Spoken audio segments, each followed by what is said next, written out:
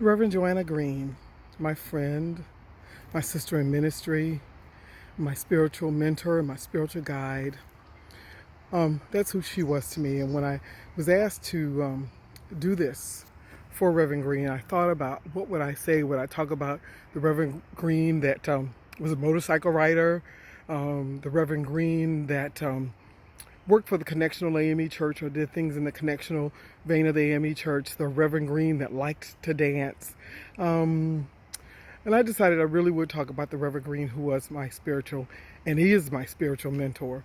The Reverend Green who would, in the midst of the pandemic that we're in the midst of all that we're going through, would have looked at us and said, we need to be still and silently listen for the Lord.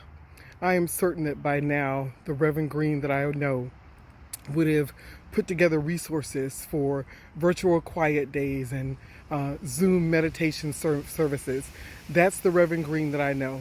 The Reverend Green that would have found a way to be on the water, which is what I chose to do, is to be on the water just to talk about Reverend Green and all that she means. Reverend Green has a legacy that though she is no longer with us physically, Reverend Green will always be in the hearts and the minds and the spirits of those that she touched. She imparted in us a way to access God and to go into His presence. And I can still think about where she would be right now if she was in this plane and with her full faculties. Reverend Green would ask us to still ourselves and to quietly either move into some type of body prayer, but most of all, she would tell us palms down and to exhale all of the stresses of this world and to breathe in deeply the breath of God. And as we breathe in, she would have us exhale and say, Shalom. Shalom to you, my friend. Shalom.